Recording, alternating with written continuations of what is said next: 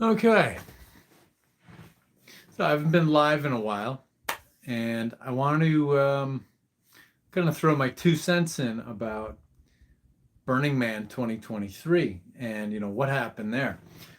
So if you're not familiar with what Burning Man is one of these days it's basic. Well, it always was. It's a music festival, which is like a big drug fest out in the desert in northern Nevada, and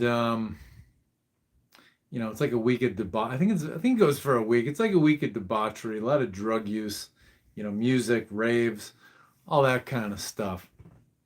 Highly commercial. And so this is it takes place in northern Nevada. It's held out in the desert, which is usually very dry. This year was a total disaster. So there were monsoon level rains. People were stuck out there. There were porta toilets not being cleaned, so there was basically sewage all over the place. Food safety was very compromised. People couldn't get food. People couldn't get out of there.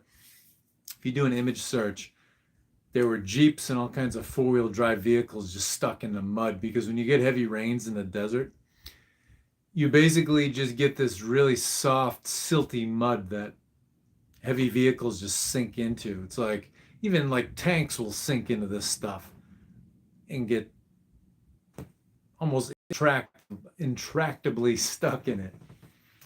So this happened at Burning Man this year. So I think this is a powerful augury, getting to the point of this.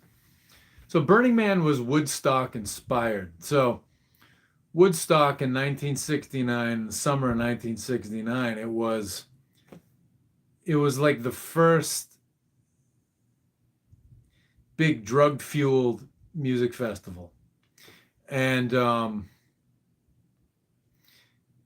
it didn't really make any money, but then the guys who organized it, a year later in 1970, when they were asked, "So you're gonna do a new Woodstock?" They were like, "No, we're gonna start making money now." So nothing wrong with making money. Money's a great thing. Money's a liberator. It can really free up options. It can create options for you. But going forward from then, people saw Woodstock as this big, it was such an enlightened spiritual experience. Well, it was people rolling in the mud and, pig shit and having sex and doing drugs. And, the place was like on the verge of a riot. There was like, in terms of sanitation, it was a total disaster.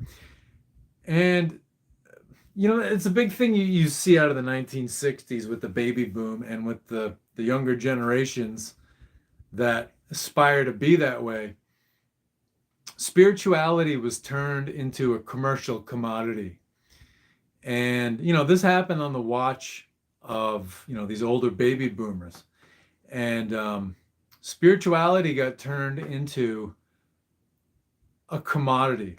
So you could become spiritual if you did the right drugs, dressed the right way, grew your hair long enough, had smelly enough armpits, didn't bathe, and got hairy enough. It had nothing to do with your character, with actually living in a spiritual way, understanding spirituality and grasping spiritual principle. It became a style, it became a fashion, and it became a commodity. So it was basically just another pose you could strike.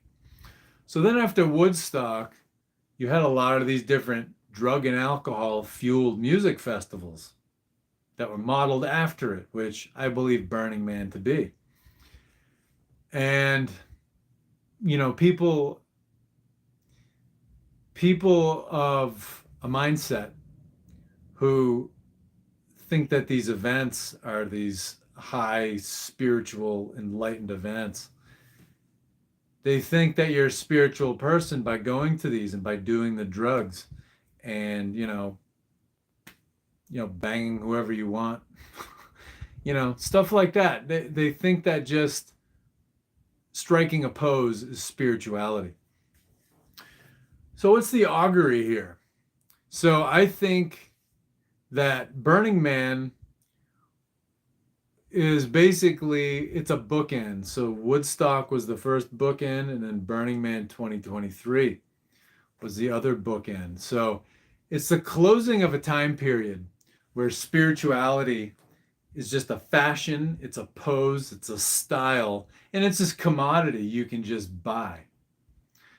And you don't actually have to be a spiritual person. You know, it's like 2020 to now. All these people who talked peace and love and spirituality and all this shit. And they were always like, "Oh man, the corporations have all the power. We got to like overthrow the corporations." When the Wuhan cooties happened, when the scamdemic happened, they jumped into the laps of the drug companies, and they were some of the first ones lining up to get the needle craft, and then they were being hateful towards the people who didn't want the needle craft and the boosts. And they were like, "Well, if you don't want the needle craft, you shouldn't be allowed in a hospital. You should just die on the sidewalk outside the emergency room." So the hippie movement was the dawn of a whole new level of spiritual fakery. There's always been spiritual fakery in the world, but the hippie movement brought it to a whole new level. It took spiritual fakery from just being, a simple virtue signal where you attempted to convince other spiritual fakes that you were a good person. It took it from that level, and it made spiritual fakery a business. So you've got all these, since then, you have all these enlightened New Age masters and gurus that really don't understand spirituality, but they're making money off of it. And, you've got a lot of just astrologers, New Age gurus, yoga people, Qigong masters, all these people who really don't know what the hell they're doing, but they're really good at pretending they are. And they're very good at getting people to spend money on guidance that's highly ineffective.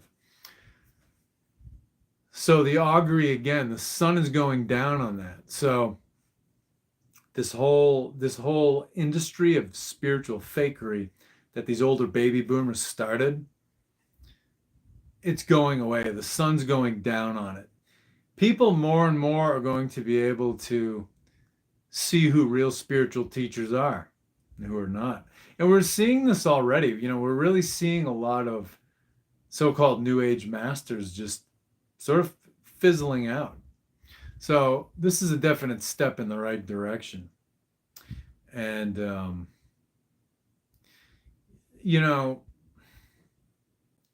it's a complicated thing, but, the baby boom was definitely, and I don't hold it against them, because I don't think a generation has ever walked the earth that has been targeted by so much brainwashing. So, it was the older people in this generation created this basically spiritual fakery industry. And as they sort of age out and are more on the sidelines, this whole thing's going to come undone more and more. So it's something that needs to happen. It's something that is happening, and it'll help fuel this global awakening that's taking place. So if people want to take drugs, that's their prerogative. If they want to be, if they want to just have sex with, whoever comes across their path, that's their prerogative. But it's not going to be considered spiritual anymore to just basically just indulge in hedonism. So, yeah, the sun's going down on that time. So we're going to get back to real spirituality, and spiritual teachers are not going to be clergy replacements. So that's the thing that happened with the New Age movement too. People thought they were too smart to go to church, to go to temple, whatever the hell religion they're from. They thought they were too smart for church, But then they just treated so-called New Age masters just like they treated priests, rabbis, pastors, imams, whatever. So that time is going away. Spiritual teachers, they're going to be treated as peers who have a unique perspective, who have devoted the time and the energy into cultivating insights and into cultivating perspectives that most people don't have, and which enables them to be called upon in order to advise people.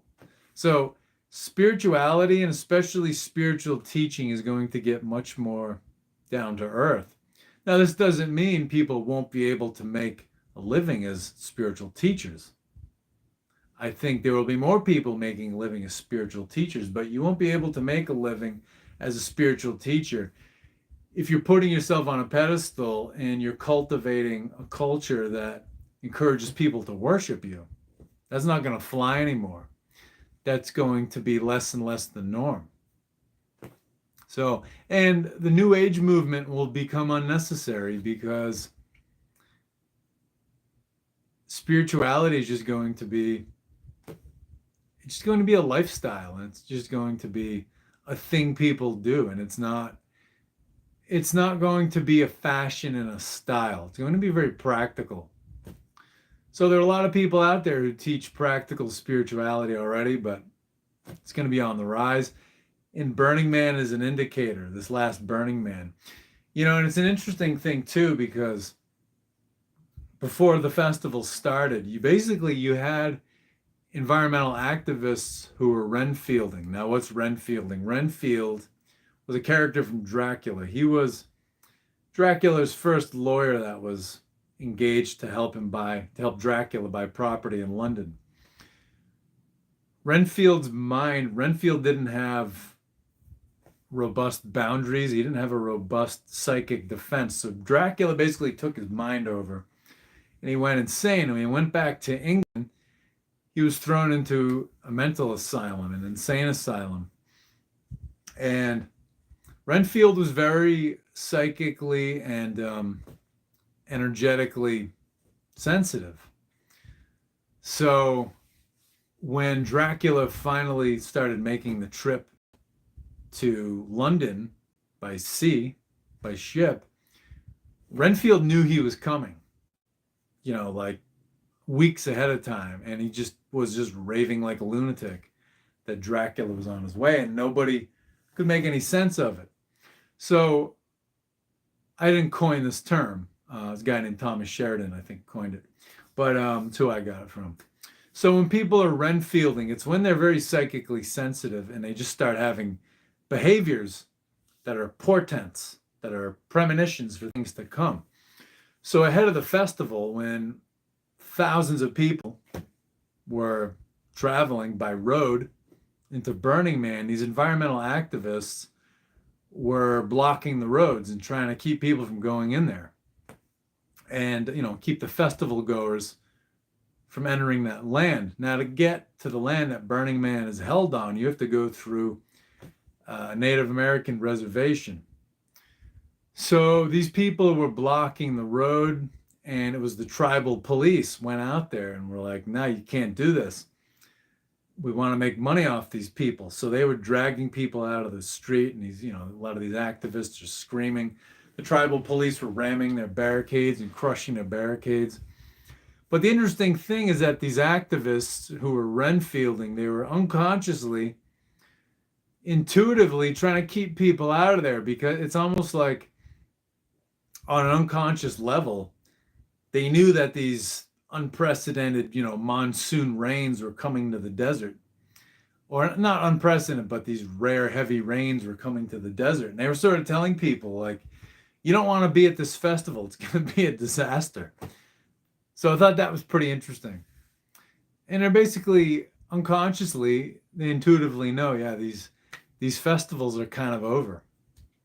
And this superficial, commercial spirituality is on its way out. So those are basically my impressions of Burning Man. So I don't know, hopefully you get something out of this. And, If it makes sense, I don't know, drop me a comment or something. I'm gonna call it there. What is that? It's 15 minutes. Thanks for tuning in, and talk to you later.